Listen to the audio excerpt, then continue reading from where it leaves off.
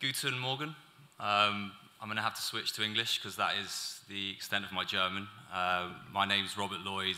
As mentioned, I'm an emergency medicine trainee in the UK. And the title of my talk is, Have You Ever Been Stressed? And the reason it's called that is because really what this talk centers around is an intensely stressful professional experience that I had, and the reflections that I've had on that experience and how that's affected my career, and I hope that's of some benefit to you guys in the audience. Since this experience, I've developed a very strong interest in performance psychology, which is somewhat related to the previous speaker. But I will say that I'm not qualified to be an authority on this topic. I'm certainly the least experienced man on this stage. Where my value for you all lies is in this story I have to tell. And it's a fairly frightening story about a time when I worked in a township in South Africa, in a small township emergency department. And it's the lessons that I learned there, specifically about the topic of mental toughness, which has inspired this talk, and I'd like to call it my mental toughness manifesto. So what is mental toughness? I think that's the first thing to establish. I think it's a vague term that quite often gets written off as kind of meaningless sports cliche. You'll hear footballers talking about it at the end of the game as the reason they won, or it doesn't really get the respect it deserves from the intellectual community I think that we all consider ourselves a part of. And I think that's a huge loss, because what mental toughness represents to me is a sort of group of traits which dictate that you're able to produce the goods when it really matters, during moments of high stress, when the stakes are high. And I think that we can all agree that emergency medicine and all its different subspecialties, that's crucial for us. We need to be able to produce the goods when it matters. We need to be able to produce the goods when the time is critical. And my take-home message from this talk is, my belief is that it's possible to strengthen our mental toughness by making small tweaks to the way that we think. What makes somebody mentally tough? It comes down to these two statements. So, I'm 100% committed. I think that we can all agree that we've come this far, we've got through our medical training, we see the patients, we do something so noble, we're all committed. That's not a problem. What is a problem is the second statement, feeling challenged. So the process that we all go through when we're met with a difficult situation, whether it's in work or outside of work, is we go through what's called a two-step cognitive appraisal. We ask ourselves internally two questions. You've got a sick patient in front of you. What is required of me? What task do I need to complete? And then you ask, do I have what it takes? Do I have the mental capacity? Do I have the skill set? Do I have the team around me? Do I have the equipment that I need? And once you've weighed those two up, you either become in the challenged mindset, so you've decided that you are capable of completing the task at hand, you have everything available that you need, and you go into what's called the challenge mindset. It's like being in the zone. A lot of sports people call it being in the zone. Your sympathetic nervous system is jacked, your heart rate's up, but you feel in control, you feel confident, and you feel like you're going to complete the task very easily. That's as opposed to feeling threatened. So all of the resources you have around you, your skill set, your knowledge base, your team, your equipment, does not meet the demands of the situation. When that happens, you have catastrophic performance decline, and that's because your cognition is impaired, your perception's impaired, and your mental bandwidth goes down. And that's because not only is your sympathetic nervous system going into overdrive, but your HPA axis starts pumping out a horrible hormone called cortisol. Let's all get in the threatened mindset. I want everybody to imagine that they're in the shoes of this performer.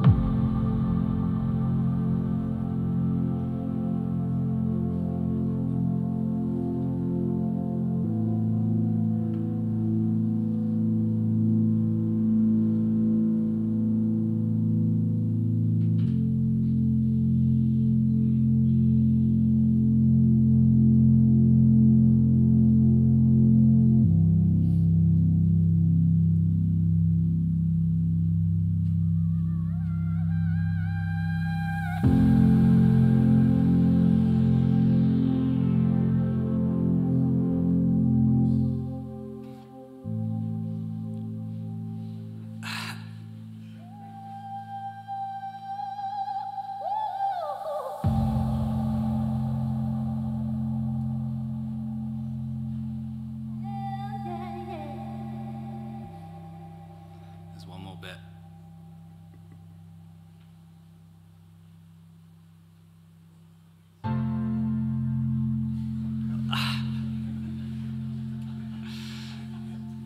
How do you all feel? Do you feel?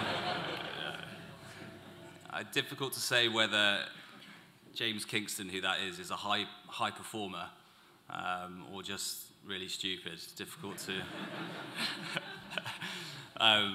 But I play that video because I think that everybody in the room probably had sweaty palms. You were all completely focused on the screen. You know, a tiger could have walked across the front and you might not have seen it. That's how I felt when I was working in South Africa. I had that kind of involuntary, visceral, frightened feeling, and I'm going to tell you my story. It starts in Sydney. So I did what a lot of UK junior doctors do after I finished my internship. I headed for greener pastures in Australia in search of what I wanted to do with my career. I was unsure about the specialty that I wanted to pursue, and I found emergency medicine out there. And I fell deeply in love with the specialty and knew that it was what I wanted to do for the rest of my life. But these were the kind of major trauma patients that I was seeing out there. Major trauma was not something that was seen in the hospitals that I was working at. They were major trauma bypass centers. So I was seeing little old ladies that had fallen off their wheelchairs and fractured their hips. That was my trauma portfolio. And for that reason, I wanted to see the proper stuff. I wanted to see some stabbed chests and some gunshot abdomens. And so I was told, why don't you go to South Africa? That's the mecca of major trauma. You should check it out. So I did it. I hunted down a 3-month elective. And in March 2015, I found myself living in Greenpoint in Cape Town, which is a beautiful city. I hadn't started working yet. And I was emailing with the boss, who was a chap called Sardlari, who was arranging my elective. And he told me that if you want to get the most out of your experience, you need to work in a place called Khayelitsha Hospital, which is a township hospital just outside Cape Town. And he told me that if you really want to get what you want out of this, you've got to work the following shifts. You've got to work night shifts, you've got to work weekends, and you have to work the last weekend of every month. And the reason for that is that in the last weekend of every month, on that Friday, the entire township gets paid. And when the township gets paid, the township residents spend most of their paycheck on alcohol. And when they do that, they get very drunk. And when they get very drunk, they get very violent. And when they get very violent, the hospital sees lots of trauma. So for that reason, you must work these shifts. And it just so happened that my first shift fell on the final Friday of that month. And I was excited. Didn't know what to expect, and I remember very vividly being picked up in my luxurious rented apartment in Greenpoint. My girlfriend at the time, she's now my wife, was actually doing her yoga instructor's teacher's training. I remember her returning from her day of yoga that day, and I was picked up by my colleague called Nick. Picked me up in his nice car, and it was a beautiful sunset. The sunset was setting over Table Mountain, and we drove out of the city, and I admired the city from a distance, and I remember sort of thinking, isn't this wonderful? Aren't I a great bloke? And I puffed my chest out and started boasting about all of my emergency medicine credentials and all my time in Australia and all the procedures that I'd done and what a great future I had ahead of me. Incredibly embarrassing, because little did I know the nosedive that I was about to take. So we hit the main road. We exited at Cape Town and we hit the motorway. And gradually, the city became more and more in the distance, and what emerged is a completely different landscape. You have, as far as the eye can see, township, so shanty towns everywhere. It became a bit more intimidating. The sun had set now, so it was dark. And we took a left to Spine Road, which is this famous road, which is the way to get to Khayelitsha Hospital from that particular motorway. And we hit Spine Road, and I remember so well, we hit a traffic jam that was just trickling along either side of this dirt road that we were sat on. Barbecues were kicking off, fires blazing, everybody drinking, everybody shouting, really aggressive, people getting into fights, bassy music, children running around everywhere, bizarrely enough, and then jumping onto the hood of our car, jumping onto the windscreen, banging on our windows. I grew up in West London. I'd never been through anything like this before in my life. So, very intimidating. And Nick just told me, for God's sake, don't open the door or the window, and we should be fine. So we get through Spine Road, And we eventually get to the hospital. And the hospital is actually quite a modern-looking building. It's probably the most impressive part of the whole township. It was only built a few years ago. And that sort of hospital structure, that familiar structure, made me feel more relaxed, and my heart rate started to come down. These boxes of human blood were waiting for me at the entrance to the emergency department, which is a fairly ominous sign. But as soon as we walked into the emergency department, everything was familiar. Majors, minors, consultants, registrars, waiting room, everything was stuff that I'd seen before, and I started to feel confident again. We went for a coffee. After I met my team that evening, went to the coffee room, and I remember doing the same thing, puffing my chest out, and started talking about how wonderful I was all over again, which was such a mistake, because the door slammed open, and a nurse walks in, and she says, 2 gunshot abdomens. The South African doctors all stood up and immediately walked very calmly to resus. I sat there in my chair, and I thought to myself, I've never seen a single gunshot wound in my entire life, and now I have 2. And then it really kicked off. So I'll give you a couple of seconds to absorb that slide. If you don't know what a community assault is, it's where the community takes the law into their own hands because of a lack of police presence in the township, because it's so dangerous. And so if somebody's stolen a chicken from a local market, 10 of the local guys will beat them to within an inch of their life or to death. And those guys turned up by the dozen to the department. So, probably my biggest takeaway from the experience was, wow, these South African doctors are another level. They were calm, they were collected, they communicated so clearly with each other, they were able to see all the patients seemingly and do a fantastic job. They located their faculties, they located their performances immediately. You can see Victoria Stevens at the back there. She's a classic example of that. The South African guys, they know how to operate under pressure. I, on the other hand, was way out of my comfort zone. And I have reflected on the experience constantly since I had it. And some very interesting things happened to me. Some very interesting things happened to my cognition and to my physiology.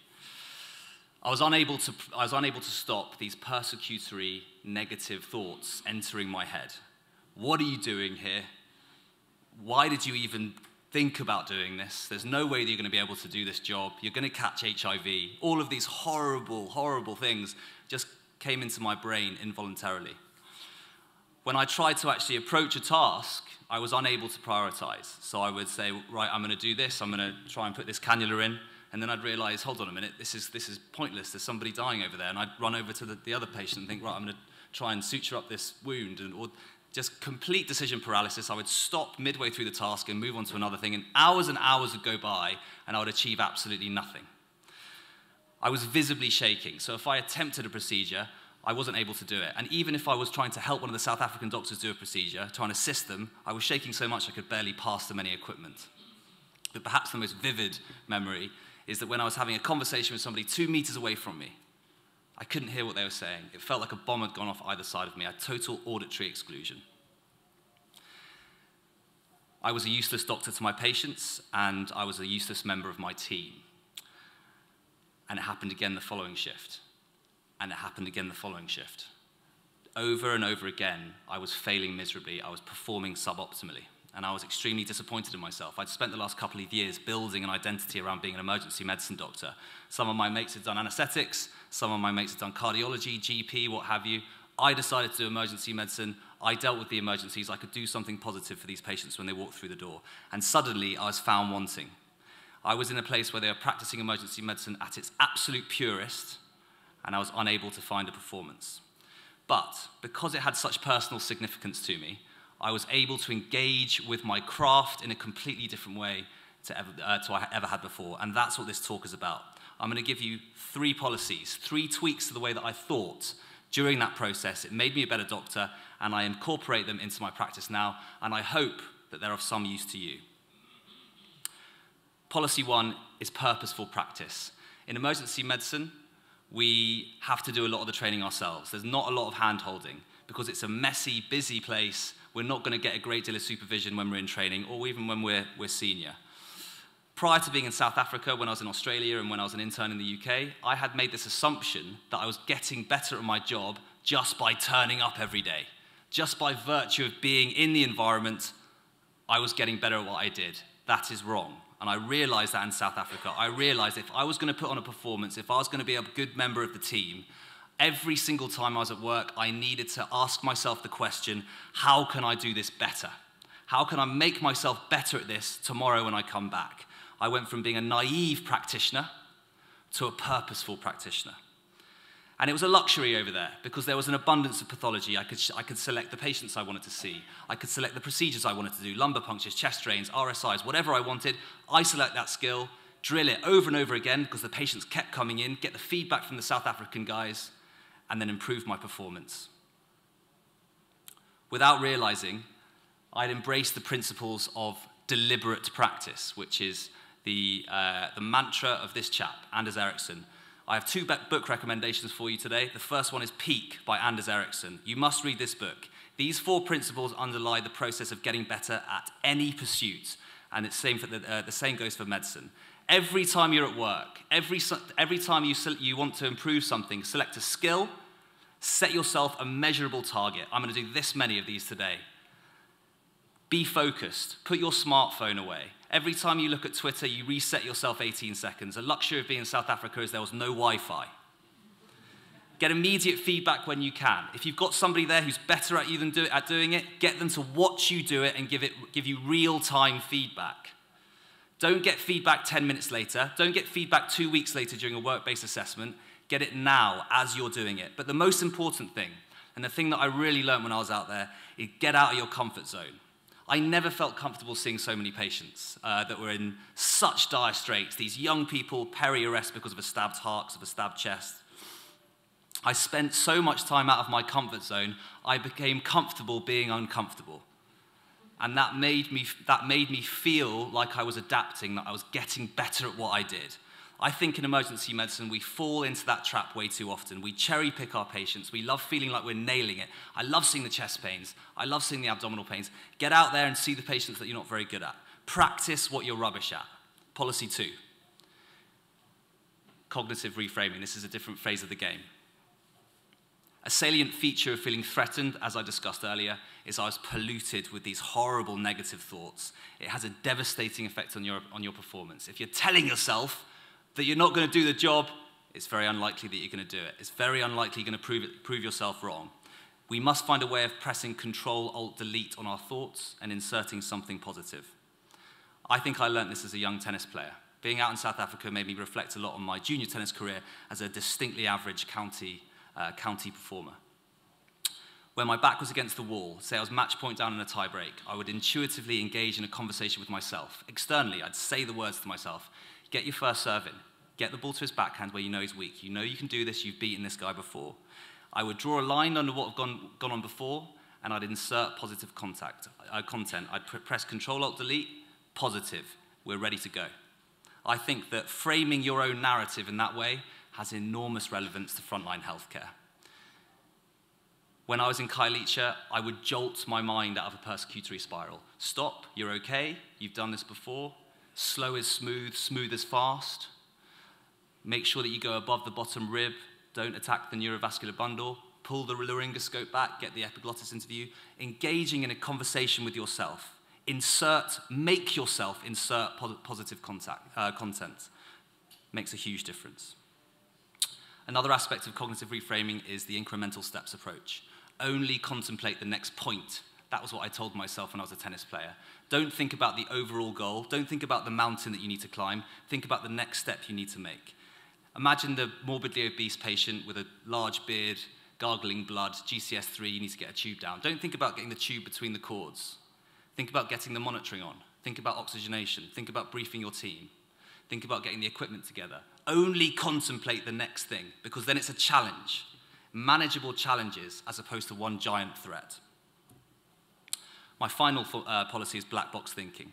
My second book recommendation for you is Black Box Thinking by Matthew Syed, who this is. After I left South Africa, I read this book, and it made me realize something that I'd done very well. And that was the way that I responded to failure. I realized because I was on such a mission to improve, for the first time in my career, I was open and honest with myself about mistakes, and I was willing to share them with my colleagues. We talked a little bit about aviation in the previous talk, and I'm going to go a bit off piece here just to illustrate this point. They're not directly comparable industries. There's a lot more ways for a patient to die than there are ways for a flight to go down. But let's look at this statistic. On average, 1 in every 8.3 million commercial takeoffs goes down. Compare that to healthcare. In the US alone, the equivalent of two jumbo jets goes down every day in terms of medical error, avoidable medical error. That's just in the US. 2 jumbo jets a day. As I say, to repeat myself, they're completely different industries, but that is an undeniably gargantuan difference in safety. Why is aviation such a staggeringly high-performance safety industry? They have an institutional culture of learning from failure. Every plane is equipped with 2 black boxes. When the plane goes down, they find the fuselage, they get the boxes, they interrogate the data. One has recorded the conversation between the 2 pilots in the cockpit. The other records the electronic decision-making from the cockpit. They interrogate all that data. They learn the lessons, they find out what happened, and then they distribute those lessons to every single person that might benefit in the whole aviation community. Error is not viewed as a weakness. It's seen as an opportunity, a precious opportunity for growth. I would argue that healthcare is largely the polar opposite. Failure is stigmatized in what we do. Doctors are supposed to be infallible in the eyes of the public. Mistakes are swept under the rug. And when we can't do that, what do? We play the blame game. Big generalizations, I know, but I'm sure that we're all very familiar with this. A recent tragic example in the UK is the Hadiza Bawagaba case, which I won't talk about too much, but in my opinion is one of the most tragic and despicable scandals certainly in my career. And it's a classic example of the blame game being played. The black boxes philosophy can be applied at the individual level, and that's the point I'm trying to make. When I was in South Africa, I was desperate to improve my performance. I needed to know what I'd done wrong. I was hungry to know what my failures were. I was hungry to know where my mistakes were. I would make myself ask the silly questions because it no longer represented an existential threat to me.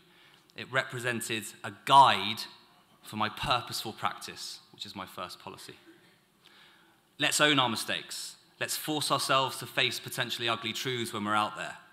Let's pay attention to the best possible signposting for getting better, and that's our failings. There's a big difference between failing and being a failure.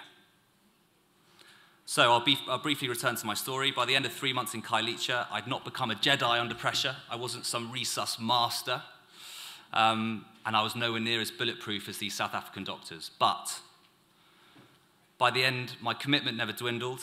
I felt far more challenged as opposed to threatened, and my identity, which once was in question as an emergency doctor, was strengthened by the experience. I found a way to make myself mentally tougher, and that was by purposefully practicing, asking myself the question, how do I get better at this? How do I make myself better? Cognitively reframing in the heat of battle, and being at one with failure, black box thinking. One of my direct subordinates, one of my guys that worked for me, he would call me up or pull me aside with some major problem, some issue that was going on, and he'd say, "Boss, we got this and that and the other thing." And I'd look at him and I'd say, "Good." And finally one day he was telling me about some issue that he was having, some problem, and he said, "I already know what you're gonna say." And I said, "Well, what am I gonna say?" He said, "You're gonna say good." He said, "That's what you always say. When something is wrong and going bad, you always just look at me and say good."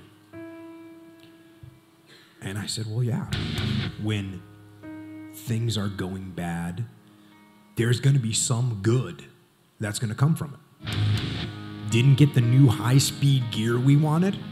Good. Didn't get promoted? Good. More time to get better. Oh, mission got canceled? Good. We can focus on another one. Didn't get funded. Didn't get the job you wanted. Got injured. Sprained my ankle. Got tapped out? Good. Got beat? Good. You learned. Unexpected problems? Good. We have the opportunity to figure out a solution." That's it. When things are going bad, don't get all bummed out. Don't get startled. Don't get frustrated. If you can say the word good, guess what? It means you're still alive. It means you're still breathing. And if you're still breathing, well, then now you still got some fight left in you. So get up, dust off, reload, recalibrate, re-engage, and go out on the attack.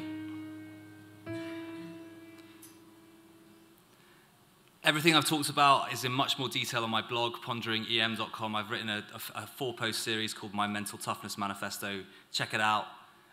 Thanks very much.